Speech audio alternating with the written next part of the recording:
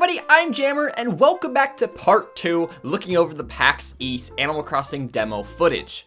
If you haven't seen part 1 where we took a look at the locations and the inside of like shops, museums, the town hall and whatnot, definitely watch that video before we get into this one.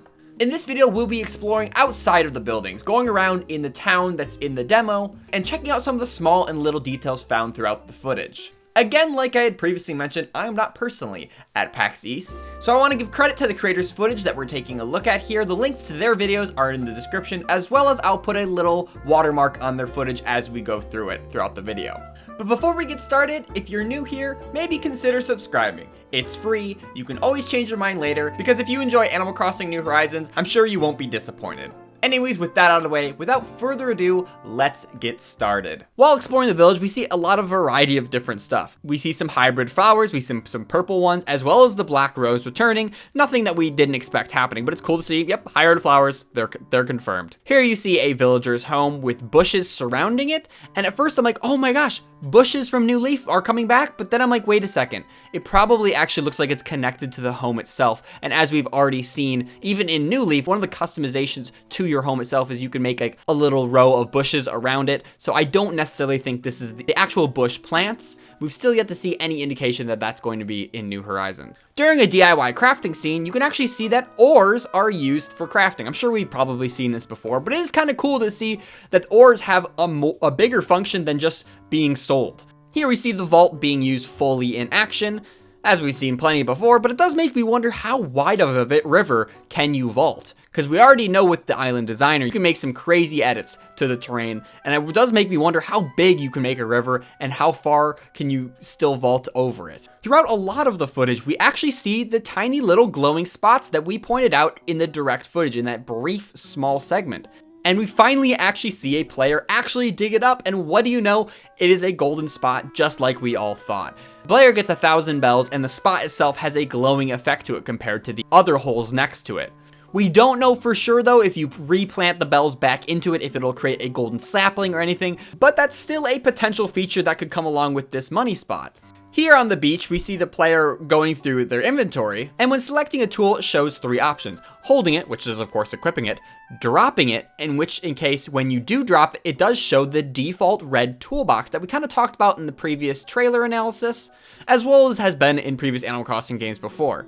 And then the third option is placing it, which like we've seen in the direct footage would be a way to actually display the tool itself as like a furniture item, like sticking the shovel in the ground. So it's cool to see that both options are available for the player when displaying their tools. A really cool thing to note is while playing, someone actually discovered a message in a bottle on the beach, like we all predicted would come true. But the exciting part is actually the contents of the message in the bottle itself. This one, for instance, is from someone called Weber, aka DIY Man. And what's kind of cool is actually attached along with that message in a bottle is a DIY recipe. It's really great, again, to see another way to unlock DIY recipes. So there's a lot of variety of different ways to continue to get new recipes and to unlock new furniture items to create. What this doesn't prove though is if players themselves can actually send out messages in a bottle, because it would be kind of cool if you could write out letters, send them off to the internet, perhaps even attach one of your favorite recipes alongside it so then someone else in the world can get it and then add it to their DIY collection. At least from this, we see that you can get messages in a bottle from these anonymous characters in game. So we'll still have to wait and see if you can actually, as the player, send one as well. While exploring, they run into a variety of tons of different furniture. One of the highlights is, of course, the return of the giant panda bear teddy bears. Oh my gosh, so adorable. On the beach, you'll see one of the players kind of getting stuck next to this towel and not walk over it. And that is in fact because towels work as beds. Even though they're not raised up, if you push left or right onto it enough, you'll hop onto it as you would a traditional bed. And while we're here, also to mention there is a beach ball on the beach. However, it is pretty clearly a furniture item and not a return of the balls from Animal Crossing GameCube. You can see the players kind of bumping into it here and there, and there's no movement whatsoever. In this sequence, you can actually see one of the villagers interacting with the furniture live right in front of the players. He actually homes in and hops on one of the hay barrels. And I think this was a feature that was in Pocket Camp. So it's cool to see an actual interaction of villagers being able to use stuff that's around in their environment. And speaking of that villager, he does make a return a little bit later in some of the footage. As the players are casually walking down the beach, all of a sudden, hey! he just comes in hot pursuit, chasing down the character. It looks like this is this game's exclamation point. Basically, whenever the villagers wanted to talk to the player, whether it be asking to move or gifting a new DIY recipe, now we can actually see a speech bubble come along with it, because so often I would not even realize a villager was trying to talk to me, because once the exclamation point emote plays, sometimes it's not as clear to tell that the villager actually wants to talk to you, because quite often you're just ignoring them. Whoops. So it's great to have that full text box saying, hey, you, I want to talk to you, and he runs straight up to you. They don't actually talk to him to see what he wants, unfortunately. But what is interesting is when they do switch leaders within the multiplayer context, the villager kind of just gets distracted by the towel. I think what happened is when the leader was switched, it kind of canceled the villager request to want to talk to the player.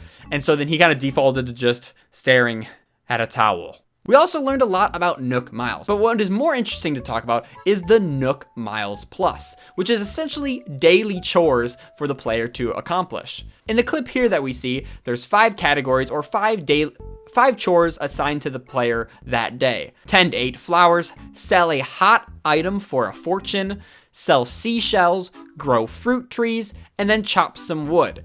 Each daily chore is rewarded with Nook Miles, and the little multiplier you see next to it are modifiers to the miles you get as a reward. So for example, tending flowers has a ×5 multiplier today, therefore you're going to get 500 miles if you actually tend 8 flowers. I'm not sure why they don't just put the actual increment of the miles you get. Why don't they just put 500 instead of 100?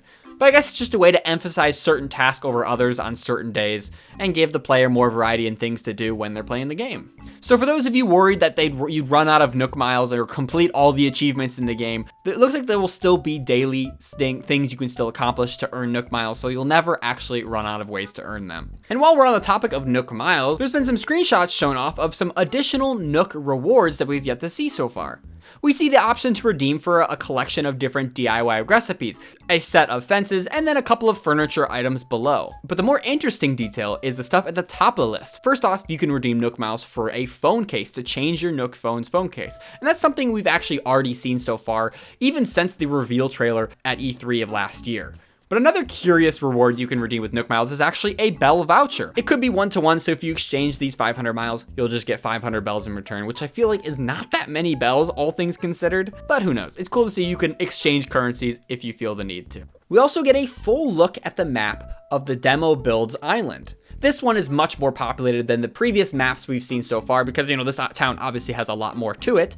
So we see icons for buildings along the left, Town Hall, Nook's Cranny, the Able Sisters, Museum, Dodo Airlines, and then on the left side we see the player homes, which are indicated in pink, and the villager homes that are in yellow. As well as on the map itself, you can see icons for the location of all the buildings we just previously mentioned. But one quick thing to notice is one of the players actually interacts with a vanity that's out in the town. And this brings up, the character customization we talked about before. And the biggest news, the biggest question mark we had in regards to the character customization was the pencil icon, the sparked and heated debate of that video. And matter of fact, you all were right in the comments. The pencil icon, in fact, is the makeup/custom designs tab. So from what it looks like is you can create custom designs and patterns and actually put them on your face. Maybe a little heart icon, a little music note, or a cute little cloud. It does make me wonder though, if you make like a fully fledged design, will it cover the entire face? You put like a skull and crossbones face makeup on and like look absolute crazy? Or is it just like a cute accent detail next to an eye? We don't see anyone actually go into it. So we still don't know how it works. But you all were right. Yes, custom designs can be put on your face, which is like kind of a weird concept to think about. And also on the screen, we do see the selection of choosing to play as a boy or girl villager. And before, we had talked a lot about the idea that there really was no gender for the character, because really had seen no evidence of a selection, and we'd seen also really no differences between the two players anyways. But it looks like, in fact, there will be a selection between the two. It does make me wonder what differences they will actually even have in game, considering visually they look nearly identical at this point. I know in previous games, slightly different variations to their animations, like their run, for example, so it could be something similar to that. One other detail was actually shown off, that it is possible to destroy rocks using stamina. A lot of people had that question because you can lift up an entire tree and put that in your pocket using a shovel. What about the rocks? Well, right here, you can see one of the characters completely obliterating one of the rocks. The real question is, how do you get rocks back? Because I get, you can plant a sapling, but where do you get a new rock from? You can't grow a rock. So in addition to all this footage we got from the demo on the show floor, Nintendo Minute actually hosted a panel at PAX East where they showcased a brief gameplay playing through the same said demo. And there were a couple of new interesting details worth mentioning of what they talked about. First off, they pointed out that CJ, the character that runs the fishing tournament, is actually collecting the fish because he wants to take pictures of it for his blog. Cute little detail rather than Chip, who definitely didn't eat the fish. That's right, he definitely didn't do that. They also talk about how tires that you fished up can be recycled and made into furniture, so the rubber can be used as a crafting material, and probably the same can go for anything else you catch in the ocean, such as like the tin cans and whatnot. And kind of maybe to what you guys pointed out to in previous videos, if you come across a plastic bag or some sort of plastic in the ocean, it might very well be a material you can use to then craft items. So they also talked about, as the player, you learn emotions from villagers, which is quite odd, to be frank, because I mean, poor Dr. Shrunk, what does he have any sort of purpose now? All those special characters left and right are just getting taken out one after another after another. I don't know if my heart can take it. And that is a brief look at the secrets and all the details I could come up with the footage we've seen so far of the PAX East Animal Crossing New Horizons demo. I'm sure there's going to be so much more coming out over the next few days and the weekend in regards to this demo as more and more people get their chance to get their hands on the game. So I'd love to hear your thoughts on all the stuff we talked about today. Nook Miles Plus, a really cool mechanic giving players daily chores and objectives to do whenever they boot up the game. The confirmation of a message in a bottle. The answer to the question we've had for so long now, the pencil icon, and as well the selection of genders being in the game. I'd love to hear all your thoughts on the footage we've seen so far, so let me know in the comments. Be sure to give this video a big awesome like, and if you haven't already, definitely subscribe for tons more on Animal Crossing New Horizons. I got some big plans coming up for this game, and especially within the next couple of weeks. But I do want to say thank you everyone so much for the support this past week with the Animal Crossing content. It makes me so happy to see so many of you enjoying it, and to have the opportunity to be able to share one of my biggest passions with so many of you. Like, it means the world to me. So I really hope you all come along this journey with me as we continue to the release date of New Horizons, because I'm so looking forward to all the cool stuff you guys are going to come up with on your islands. I can't wait to see what we come up with as a community. It's gonna be a blast. So thanks guys again so much for watching, and I'll catch you in the next one. See ya!